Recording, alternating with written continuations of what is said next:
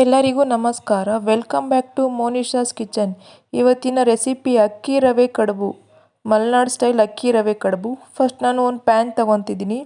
ಒಂದು ಪ್ಯಾನಿಗೆ 1 ಕಪ್ ಆಗೋಷ್ಟು ಅಕ್ಕಿ ರವೆನ ಸ್ವಲ್ಪ ಬಿಸಿ ಮಾಡ್ಕೊಳ್ಬೇಕು. ಅಂದರೆ ಉದುರು ಆಗೋ ಹಂಗೆ ಬಿಸಿ ಮಾಡ್ಕೊಳ್ಬೇಕು. ಅದಕ್ಕೆ ನಾನು 2 ಸ್ಪೂನ್ ತುಪ್ಪ ಹಾಕಿ ಹಂಗೆ ಫ್ರೈ ಮಾಡ್ಕೊತಾ ಇದ್ದೀನಿ. ಒಂದು 2 ನಿಮಿಷ ಬಿಸಿ ಮಾಡ್ಕೊತಾ ಇದ್ದೀನಿ ರವೆನ. ಯಾಕೆಂದರೆ ಗಂಟು ಆಗೋದಿಲ್ಲ, ಅದಕ್ಕೋಸ್ಕರ ಫ್ರೈ ಮಾಡ್ಕೊತಿದ್ದೀನಿ. ನೆಕ್ಸ್ಟ್ ನಾನು ಅನ್ನ ಹಾಕಿ ಕಡುಬು ಮಾಡ್ತಾ ಇದ್ದೀನಿ. ಅದಕ್ಕೋಸ್ಕರ ಅರ್ಧ ಕಪ್ಪಷ್ಟು ಅನ್ನ ಮಿಕ್ಸಿ ಮಾಡ್ಕೊಳ್ಬೇಕು.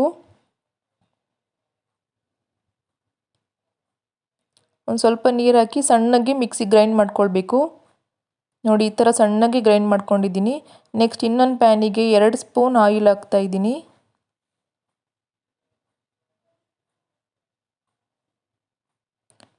ಒಂದು ಸ್ಪೂನ್ ಸಾಸಿವೆ,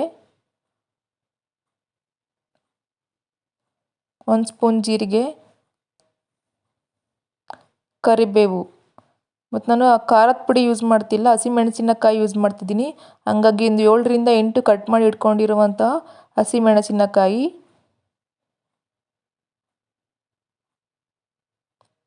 ನೆಕ್ಸ್ಟ್ ನಾವು 1 ಕಪ್ ಅಕ್ಕಿ ರವೆ ಹಾಕ್ತಿರೋದ್ರಿಂದ ನಾನು 2 ಕಪ್ಪಷ್ಟು ನೀರು ಹಾಕ್ತಾ ಇದ್ದೀನಿ.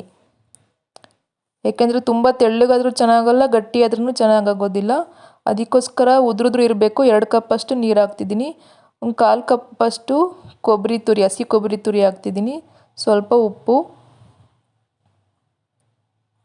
ಇದು ಒಂದು ಸ್ವಲ್ಪ ಹಸಿ ಕೊಬ್ಬರಿ ಹಾಕಿರ್ತೀವಲ್ಲ, ಹಂಗಾಗಿ ಒಂದು 2 ನಿಮಿಷ ಕುದಿಸ್ಕೊಳ್ಬೇಕು. ನೋಡಿ, ಈ ಥರ ಕುದಿಸ್ಕೊಂಡು ನೆಕ್ಸ್ಟು ನಾನು ಮಿಕ್ಸಿ ಗ್ರೈಂಡ್ ಮಾಡಿ ಇಟ್ಕೊಂಡಿರ್ತೀವಲ್ಲ ಅನ್ನ, ಅದನ್ನು ಹಾಕಿ ಮತ್ತೆ ಒಂದು 2 ನಿಮಿಷ ಕುದಿಸ್ಕೊಳ್ಬೇಕು ನೀರನ್ನು. ಅನ್ನ ಹಾಕೋದ್ರಿಂದ ಕಡುಬು ಸಾಫ್ಟಾಗಿ ಬರುತ್ತೆ, ತುಂಬ ಉದುರು ಆಗೋದಿಲ್ಲ, ಚೆನ್ನಾಗಾಗತ್ತೆ. ಬೆಳಗ್ಗೆಯಿಂದ ಸಂಜೆ ತನಕ ಇಟ್ಟರೂ ಗಟ್ಟಿ ಆಗೋದಿಲ್ಲ. 1 ಬಟ್ಲಾಗುವಷ್ಟು ಸಬ್ಬಸಿಗೆ ಸೊಪ್ಪು. ನಾನು ಕೊತ್ತಂಬರಿ ಸೊಪ್ಪು ಆ್ಯಡ್ ಮಾಡ್ತಿಲ್ಲ, ಸಬ್ಬಸಿಗೆ ಸೊಪ್ಪು ಹಾಕ್ತಾಯಿದ್ದೀನಿ. ಸಬ್ಬಸಿಗೆ ಸೊಪ್ಪು ಹಾಕಿದ್ಮೇಲೆ ಒಂದು 2 ನಿಮಿಷ ಕುದಿಸ್ಕೊಳ್ಬೇಕು. ನೋಡಿ, ಈ ಥರ ಕುದೀತಿರಬೇಕು ನೀರು. ಅದಕ್ಕೆ ರವೆ ಹಾಕ್ತಾ ಮತ್ತೆ ಹಂಗೆ ಗೂರಾಡ್ಕೊಳ್ಬೇಕು. ಅಂದರೆ ಗಂಟಾಗೋಗಿ ಬಿಡಬಾರ್ದು.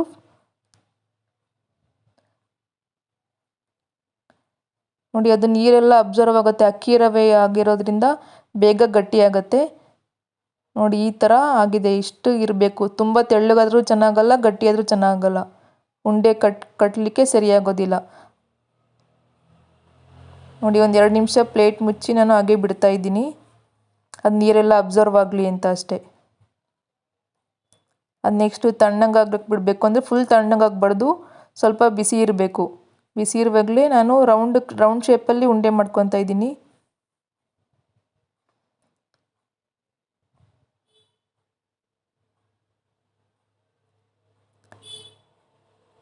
ನೋಡಿ, ಇಡ್ಲಿ ಅದು ಮಾಡೋದ್ರಿಂದ ಈ ರೆಸಿಪಿನೂ ಟ್ರೈ ಮಾಡಿ ನೋಡಿ, ತುಂಬ ಚೆನ್ನಾಗಿರುತ್ತೆ.